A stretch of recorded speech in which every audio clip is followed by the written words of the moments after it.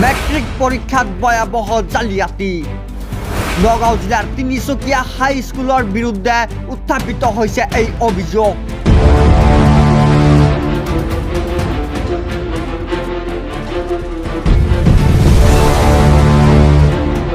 পৰীক্ষা কেন্দ্ৰৰ পৰা হঠাৎ নিৰুদ্ধে এজন পৰীক্ষাৰ্থী। নগাঁও জিলাৰ আব্দুল আউৱাল মেমৰিয়েল হাইস্কুল পৰীক্ষা কেন্দ্ৰত সংঘটিত হৈছে এই ঘটনাটো। নগাঁৱৰ পৰীক্ষা কেন্দ্ৰত ডুপ্লিকেট মেট্ৰিক পৰীক্ষাৰ্থী। কিছুদিন পূৰ্বে বাতৰিৰ শিৰোনামা দখল কৰিছিল বৈধ নথিপত্ৰবিহীন এম্বিশ্যন নামৰ বাবদ গজা শিক্ষা অনুষ্ঠানটোৱে। দীৰ্ঘদিন ধৰি নৱম আৰু দশম শ্ৰেণীৰ শিক্ষাৰ্থীৰ নামত ব্যৱসায় চলাই অহা এম্বিশ্যন ছিনিয়ৰ ছেকেণ্ডেৰী স্কুল কৰ্তৃপক্ষই এইবাৰ চলি থকা মেট্ৰিক পৰীক্ষাত বক্ৰ পথেৰে এজন ডুপ্লিকেট পৰীক্ষাৰ্থীক পৰীক্ষা দিয়াৰ সুযোগ কৰি দিয়াৰ অভিযোগ উঠিছে। মই আব্দুল আউৱাল মেমৰিয়েল হাইস্কুলৰ office in charge plus headmaster centre in charge. প্ৰথম পৰীক্ষাৰ দিনাখন যেতিয়া ইনভিজিলেটৰ আহি আমাক জনাইছে যে এজন ছাত্ৰ এডমিটত তেওঁৰ ফটোটো নাই, লগে লগে মই গৈছোঁ, গৈ ছাত্ৰজনক সুধিলোঁ তোমাৰ নাম কি?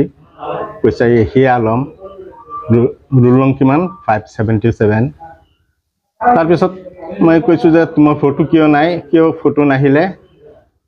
ল'ৰাটোৱে কৈছে যে মইতো নাজানো, স্কুলৰ পৰা মোক এডমিট দিছে, ফটো নাই, এই বিষয়টো মই একো নাজানো।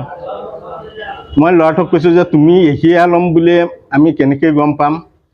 নিশ্চয় এটা ডকুমেণ্টছ থাকিব লাগিব তোমাৰ। গতিকে অহা পৰীক্ষাত তুমি তোমাৰ আধাৰ কাৰ্ডটো লৈ আহিবা, আধাৰ কাৰ্ডটো চালেই আমি গম পাম যে এইটো তুমি এহিয়া আলম নে কোন, বা তোমাৰ মাকৰ নাম দেউতাকৰ নাম তাতেই ওলাই যাব।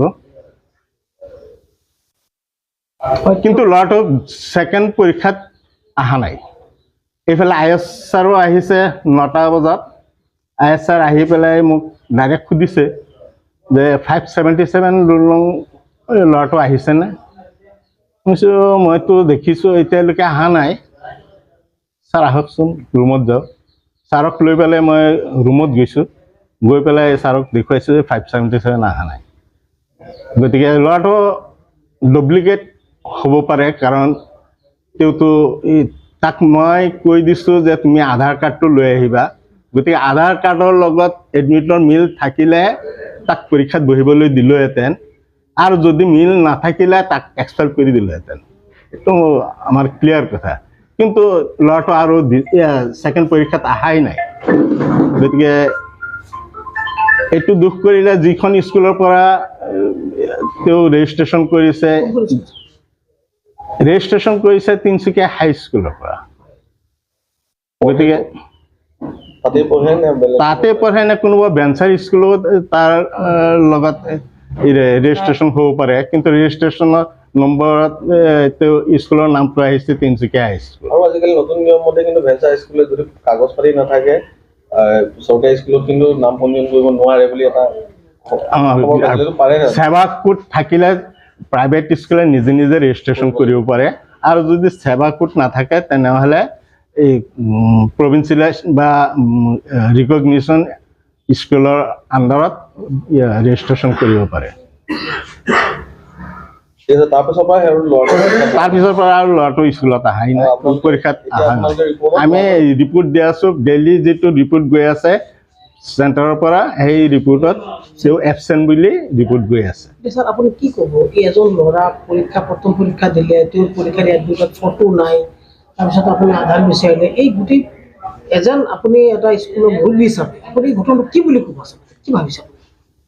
ল'ৰাটো আহিলেহে বা ল'ৰাটোৰ লগত কথা পাতিলেহে গম পালোহেঁতেন। ল'ৰাটো ক'ৰ পৰা আহিছে সেইটোতো আমি নাজানো, কেৱল মাত্ৰ ল'ৰাটোৰ পৰিচয় 577 ৰোল নং আৰু তেওঁৰ নাম এহিয়া আলম, এইখিনিলৈকেহে আমি জানো। দেউতাৰ নাম কি? দেউতাকৰ নামটো ক'ব নোৱাৰিলোঁ, এতিয়া ষ্টেটমেণ্ট চালে গম পাম। আমি পোৱা তথ্য মতে ল'ৰাজনৰ জন্ম 2000 চনত আৰু তেওঁৰ বৰ্তমান বয়স 26 বছৰ।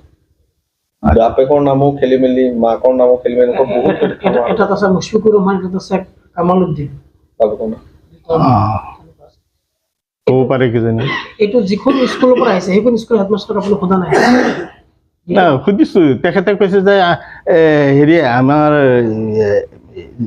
এইটো ভুল হৈ আহিছে আমি কাৰেকশ্যনত দিছো কাৰেকশ্যন দিছে কাৰেকশ্যনত দিছে বুলি কৈছে কাৰেকশ্যন দিছে এক্সাম ইজ গোয়িং অন তাতে কাৰেকশ্যন দিছে এইটো এজন ল'ৰা লাইফ লৈ এইটো ডাঙৰ খেলা এইটো হেডমাষ্টাৰৰ নাম কি এইটো স্কুলৰ তিনিচুকীয়া হাইস্কুলৰ হেডমাষ্টাৰৰ নাম মুকিতুৰ ৰহমান আপুনি তেখেতক সুধিছে চাৰ্চ কৰিছে তেখেতক মই সুধিছো যে এনেকুৱা তোমাৰ আণ্ডাৰত ৰেজিষ্ট্ৰেশ্যন হোৱা এটা ছাত্ৰ 577 ৰোল নং তেওঁ পৰীক্ষাত আহিছিলে কিন্তু পৰীক্ষাত আমি তেওঁৰ আধাৰ কাৰ্ডটো আনি বুলি কৈছিলোঁ এতিয়ালৈকে পিছদিনা তাৰ পিছৰ পৰীক্ষাৰ পৰা তেওঁ আৰু অহা নাই গতিকে তুমি ল'ৰাটো কিয় অহা নাই বা আধাৰ কাৰ্ড কিয় লৈ নাহিলে তেতিয়া মুখিতৰে কৈছে যে হেৰি তাৰ ৰেজিষ্ট্ৰেশ্যন